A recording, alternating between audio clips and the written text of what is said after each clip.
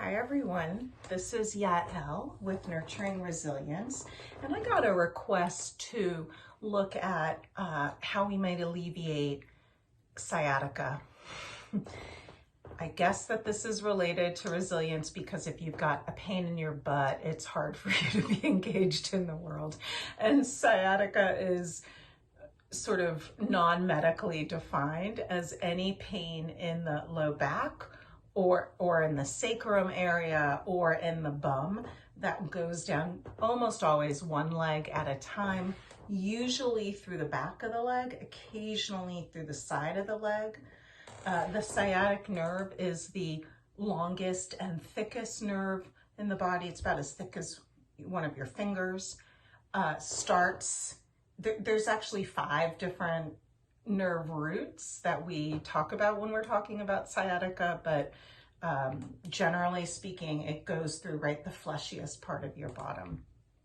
And if obviously you're having an acute sciatic attack, then I would say rest and anti-inflammatories.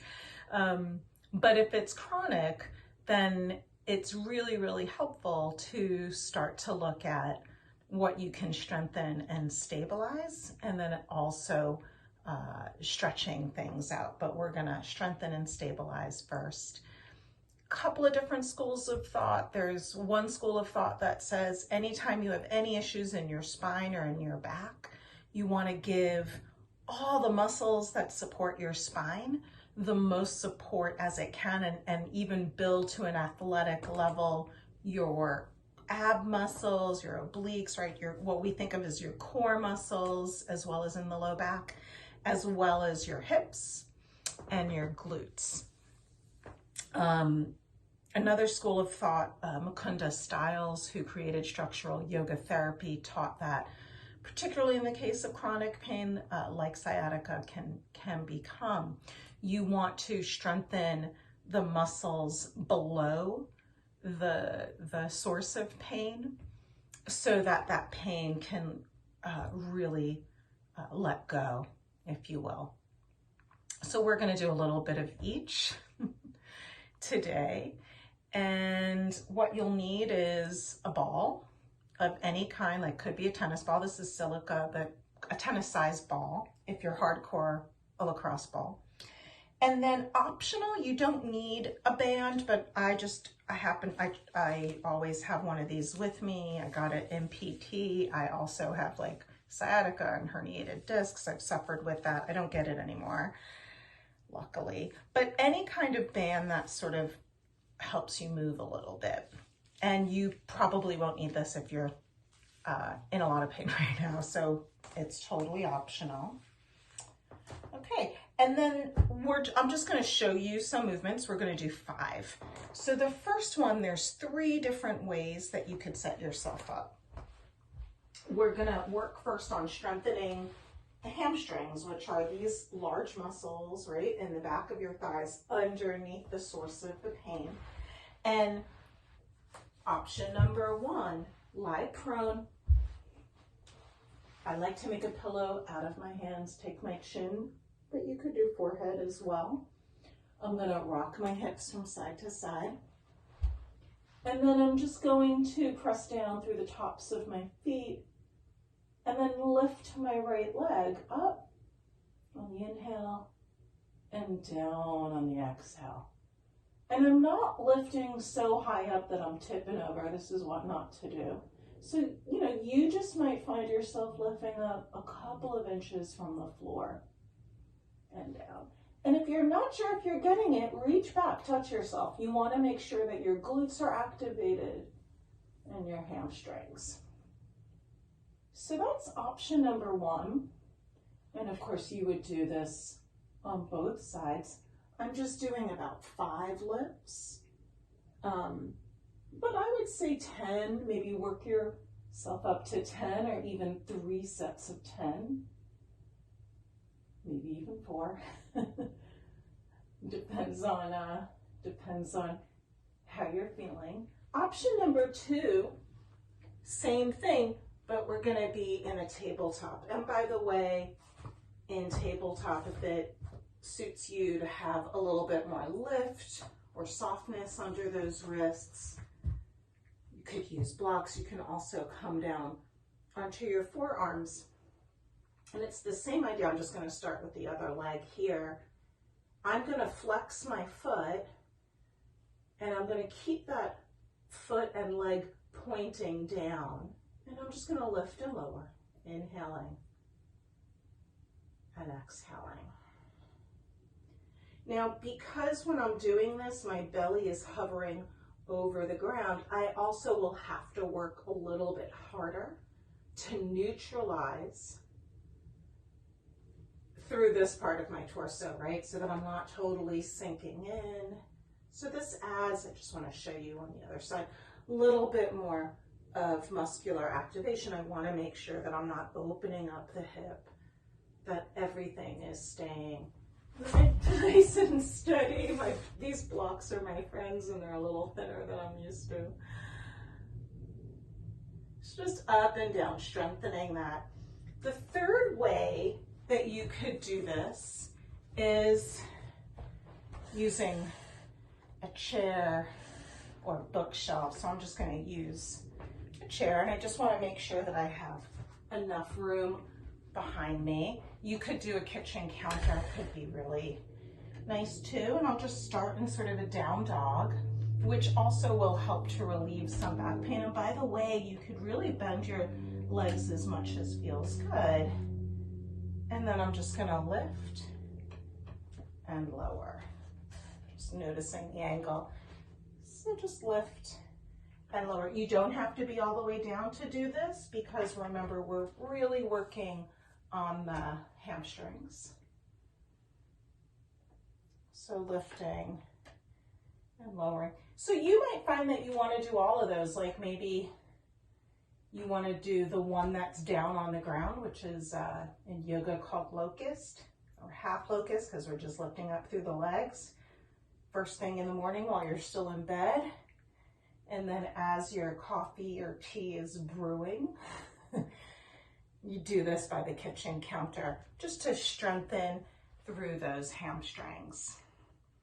Okay, then the second exercise that we're gonna do, and again, this is one that you could do in tabletop or standing. This is something that I've been doing a lot with my classes, is very slow hip circles. And so we do that by stabilizing through the core, and you want to go slower than you think you need to. And you'll feel that this really activates all those muscles at the front, side, and back of the pelvis, which is actually where we need this. So I just did, I think, 5 in one direction, and I could really feel, and I'm doing it in the opposite direction now, I could really feel all those muscles juicing up. So I'm demonstrating this on the right leg on the ground, but if you prefer to do it standing up, then you can also easily do it standing up. And to do that, I would just hold on to something or do it freestyle as you want. And we're just going to draw those same circles out to the side and down. Now you might be touching down. You could also use this as an opportunity to balance. I'm still stabilizing, so I'm not moving a ton, right? I'm just really trying to build strength in the areas where, let's face it, especially with all the sitting that we do, our bodies are no longer so strong. And I'm gonna go around in the other direction. My breath is nice and smooth. That might be aspirational.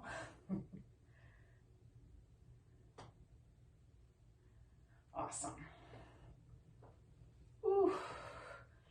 And then I could shake this out, whether I've been standing or sitting, leg circles. Okay, so now the next thing I'm gonna do is I'm gonna maybe use the band or not. I'm gonna come to standing. If you've got the band, just go ahead and place it around your ankles. You might be holding on to anything that you want. And we're gonna, let's say I'll have this left leg as my standing leg. And I'm just gonna go to the side as much as I can, and then to the back. To the side, and to the back. And so this is also working my balance, but you can feel that you're working these side muscles and these back muscles.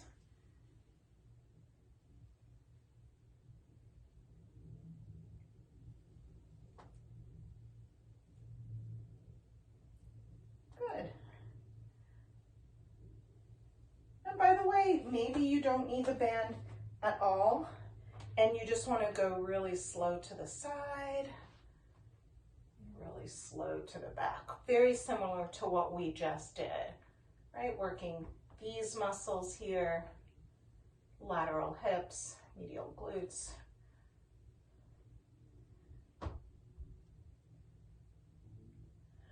Awesome. And you could feel free to shake that out. Maybe you want to do 10 of those each. Okay, the next exercise that we're going to do is we're going to start to get into stretching. So one of the most well-known stretches is called the Sciatic Stretch. You might want a little stool or some blocks in front of you. And what I'm going to do is I'm going to lean back on a bookshelf because that's what I have in this room. I'm going to cross my right foot in front of my left. I'm going to lean forward. My bum can be on the wall. And I'm just going to come down to the extent that feels good. Maybe I'm going to use my blocks here to support my hand, or stool. One thing I very much like doing here as well is sort of playing with taking the stretch to one side, taking some breaths, and then to the other side. Coming back through center. Letting yourself be as like loosey-goosey as feels good. And then coming on up. Whew. Uncross, and we'll get to the other side. So now left foot in front of right. Mindfully come on down, just to the extent that feels good. Maybe using books or blocks to bring the ground a little bit closer to you. You could also wag your tail here if you're not quite leaning into the wall. Or you could walk your hands over. And where you feel a lot of sensation, as long as it's not so much that it's causing your breath to get raspy or jagged, let yourself stay there. So where there's like a little bit of sensation, but no anxiety, because we want to be able to stay calm, including in the face of soreness and pain. Otherwise, we're adding a lot of suffering on top of pain. Suffering on top of suffering. So you explore what feels possible for you. And then maybe after 20, 30 seconds, come on up. You uncross.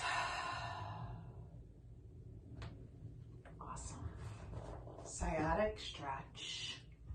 Okay, so the next stretch we're going to do is probably really familiar if you've ever done yoga. It's sort of like a pigeon stretch.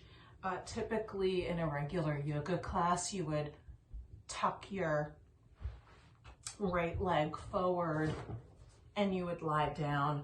That's a lot of weight on both the knee and the labrum of the hip. So there's a few other ways you can do this, which is quite nice. if you've got a wall back behind you, you could just lean back, cross your right ankle over your left, and then you might already, as I am, feel the stretch by the right hip. You can also just keep scooching this left foot closer to the left bum until you're getting a good sensation here. And so I'm just going to hang out here for some deep breaths.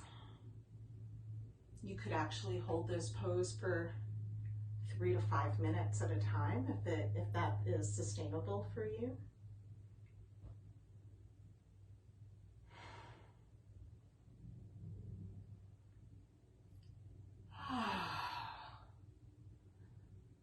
I'm also moving my jaw around.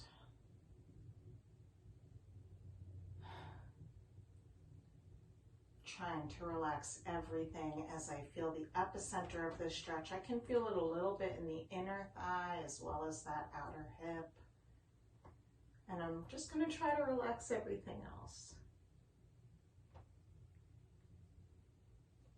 Okay, so this is one great way of doing pigeon pose. Another one, which my husband loves, he's 6'2", is standing. And again, I'm gonna use this chair, which I have previously tested and is the perfect height for me. And what I'm gonna do, I'll just do it on the other side, is now I'm gonna take my left ankle just on top of that chair. So I'm in external rotation with the hip, and I'm just gonna let myself hang out here. Isometrically, I might be pressing that left knee down towards the ground. I could make this a balancing pose or a little back bend too. So it's fun to play with shapes, but also functions of the pose. And sometimes you find like they're completely different on the ground, hovering off the ground or close to the ground, and then standing up. And sometimes one pose doesn't quite work for our bodies, but another one works beautifully. And so again, I could hold this for 3 minutes, or just one more big breath. All right, and then I'm gonna come on out of it. By the way, if it feels good for you, in my classes, we often will either shake out or do little hip circles. You are welcome to do that for as long as feels good. Okay, and then the final thing we're gonna do, I guess this is sort of like the 6, so we did 5 stuff, and we're gonna do a little bit of ball work. And this is not for the faint of heart. So the first place we're gonna work on are these side hips. So one possibility, if this is really a tense part for you, if you're super sensitive, is just to take that ball with your hand, find the sides of the hips, kind of like also the upper IT band, iliotibial band, and you could just do some circles. So that's option number 1. We're gonna do a couple of points here. Option number 2, which is a little bit more intense, is to lean onto one side. I'm on the right. I'm gonna lift myself up and I'm gonna place the tennis ball right in that spot. And then I'm gonna roll around. So I'm leaning most into my right forearm and this left foot, which I have bent back behind me. And I could really find some sore spots, or I found a good one. And so I'm just gonna hang out right here. When you find a good spot, just feel free to stay for however long. Usually what starts to happen is that your muscles will eventually, at first, they'll kind of resist that ball because the ball is causing some pain. But the longer you hang out, the fascia all around those tight muscles is starting to release. Not just around the muscles, but also by the ligaments, by the tendons, by the joints themselves.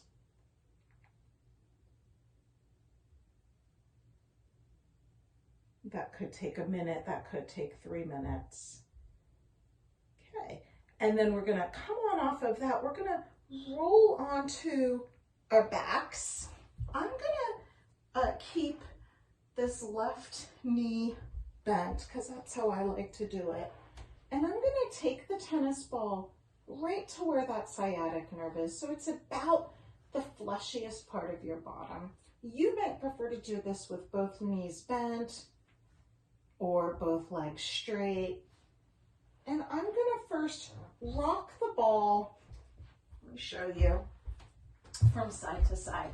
So I'm going on that fleshiest part from the tailbone out to the outer hip. And as you keep rocking there, somewhere along that horizontal plane, you are gonna find a point where there's gripping or tension. I always like to say a point that's tender but not traumatic. And then you're just gonna hang out. When you find that like point that feels like, oh my God, this is never gonna let go, or this is it, this must be the source of my pain, stop there. You can either have your hands on the body or off. Feel free to close the eyes. And then take a few breaths.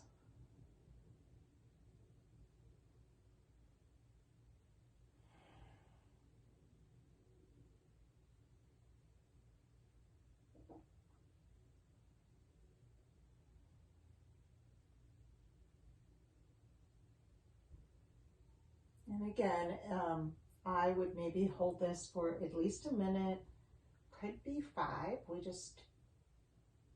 I don't want this video to go on for 3 hours. And then what I might do is find a second point a little bit above, a little bit below, a little to the right, a little to the left. And then I'll find another point again with tenderness, and I'll hang out.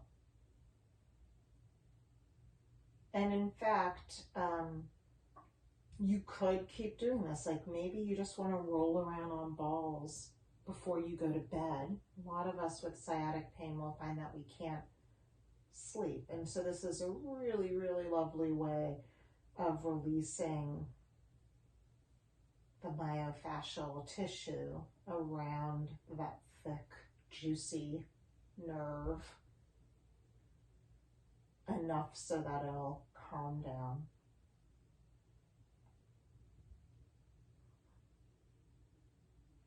And when you feel like the sensation has calmed down for you, you could remove the ball, could stretch out both legs if that's okay for the low back. And you might just pause here for a moment. Notice the difference now between sides.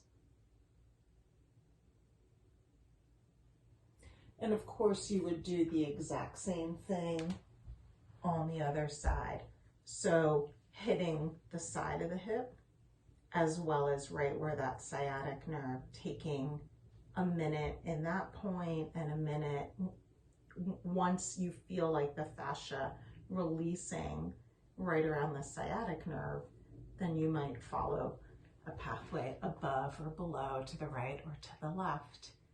So I hope you enjoyed this. I'm going to write down the exercises so that it's easier in the description, so that it's easier for you to follow along. Thank you so much.